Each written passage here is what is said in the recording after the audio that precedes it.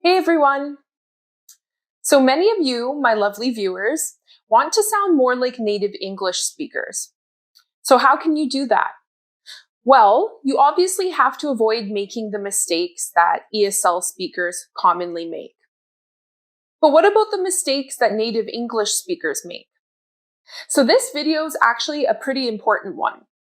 I'm going to go over 6 common mistakes that even native English speakers make on a daily basis.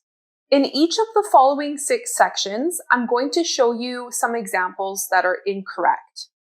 I'm then going to explain what is incorrect about the examples by explaining the grammatical concept, and then I'm going to test your knowledge by giving you an example that I'd like you to correct. At that time, please pause the video and try to correct the example that I give you in order to test how much you've learned. So are you ready? Let's get started. Number 1. The first common mistake that native English speakers make is saying theirs plus plural nouns. For example, you might hear someone say, there's cars in the parking lot. There's many people at the concert. There's many cool stores in this area. So take a look at these examples. What might be wrong with them?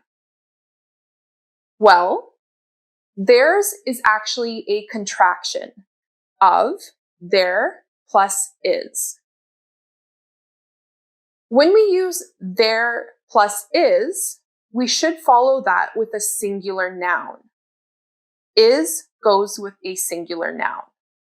So if we're talking about plural nouns, we would use are instead of is. We need to say there are cars in the parking lot, there are a lot of people at the concert, and there are many cool stores in this area. So let's test your knowledge of what you've learned so far. Take a look at this example. There's different restaurants downtown. Pause the video and try to correct that sentence, and I'll show you the correct answer in a moment.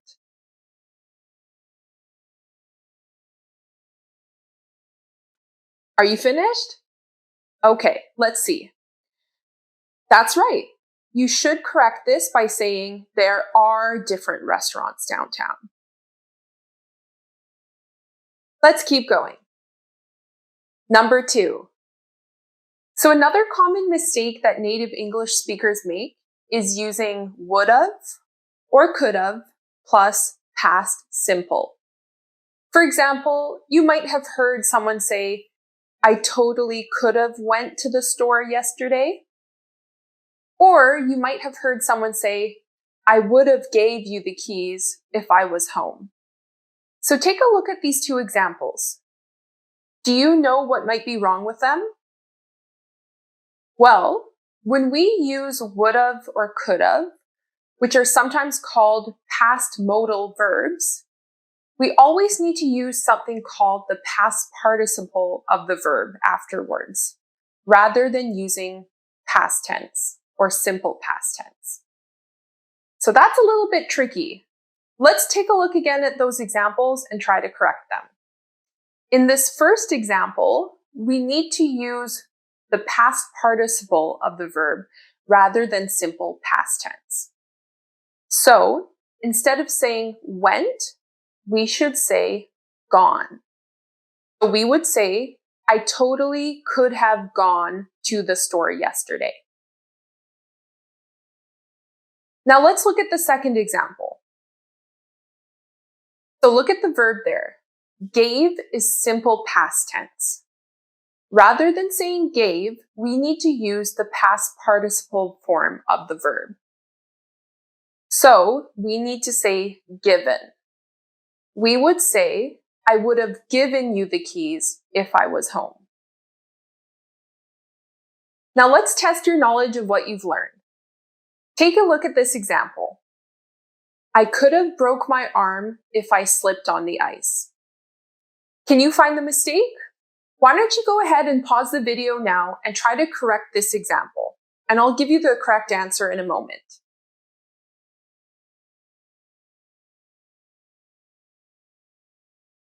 All done?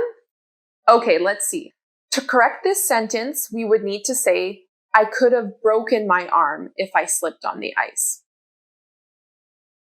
Good job. Let's keep going. Number 3. The third common mistake that native English speakers make on a very regular basis is using the word less plus plural countable nouns. So, a countable noun is something that can be counted. For example, a computer. I have a computer. He has 2 computers. In contrast, an uncountable noun is something that cannot be counted. For example, water is an uncountable noun. I can say, I have water in my water bottle. We don't say, I have a water in my water bottle. So you might hear some native English speakers say something like, less people were at the party than last time. Or you might hear them say, I spent less hours on this project than the other one. So here's what you need to know. The word less should only be used with uncountable nouns. For example, I can say, there is less sunshine today than yesterday. Instead of using less, we should use the word fewer when we're talking about countable nouns. So, in these 2 examples, we don't say less people, we say fewer people. And we don't say less hours, we say fewer hours. This is because people and hours are countable. So let's test your knowledge of how much you've just learned. Take a look at this example. There are less students in class today. What's wrong with this example? Take a moment and pause the video and try to correct this sentence, and I'm going to show you the correct answer in a moment.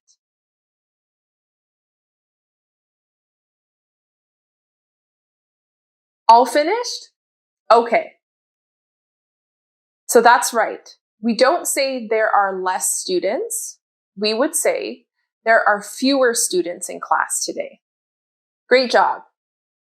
Let's keep going. Number 4. The fourth common mistake that native English speakers make is using would've twice in third conditional. So you might be asking yourself, what is third conditional?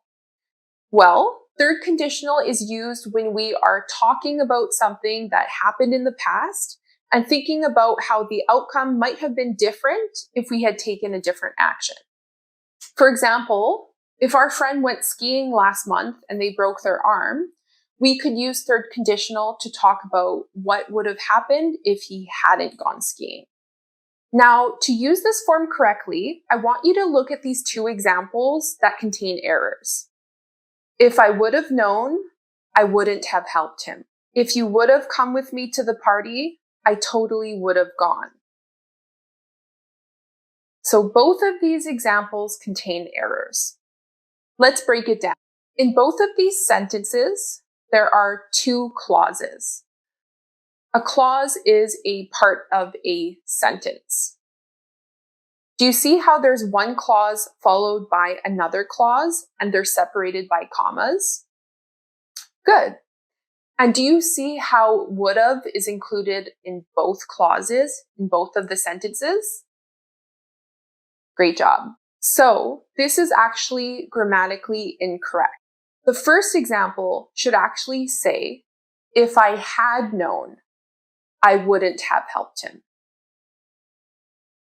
And the second example should say, if you had come with me to the party, I totally would have gone. So what you need to know is that we can't use would have twice.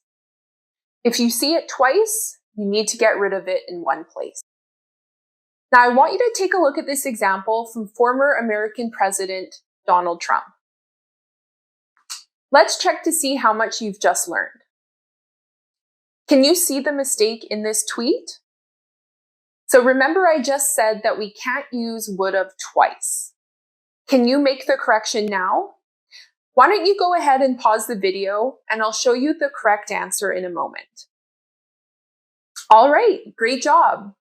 You're absolutely correct. We can't use would have twice. That's right.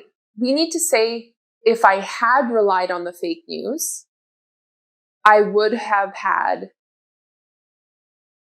Good job. Let's keep going. Number 5. Another very common mistake that native English speakers make on a very regular basis is using more plus a single syllable comparative.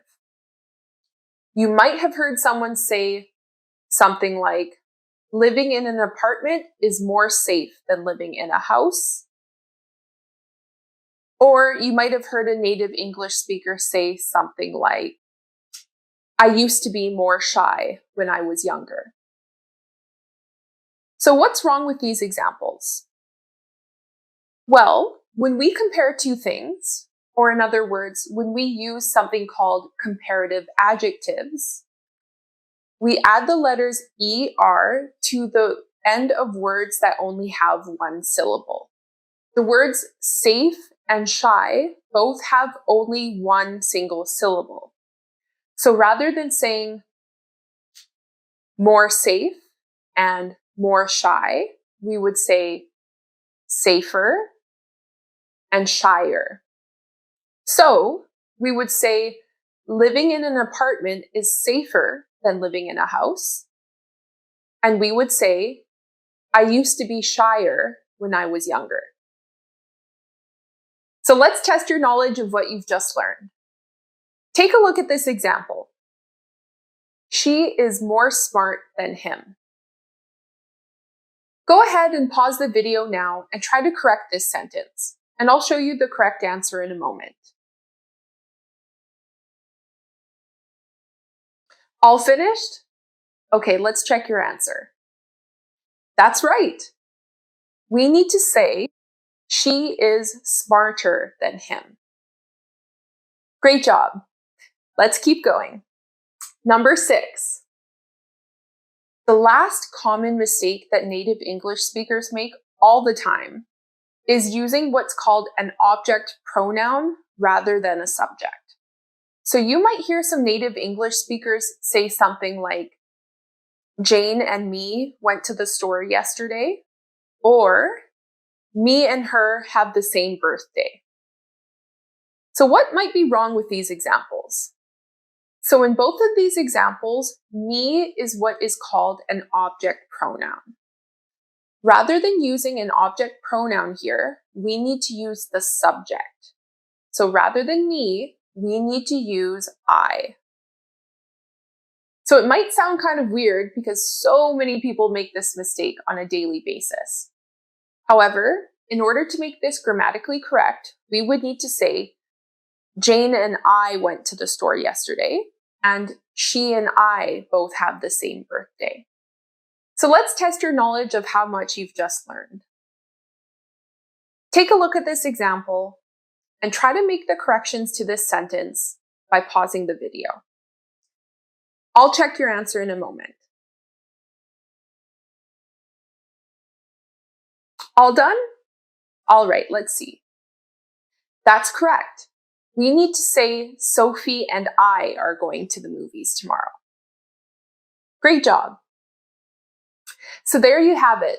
There are 6 very common mistakes that even native English speakers make on a very regular basis.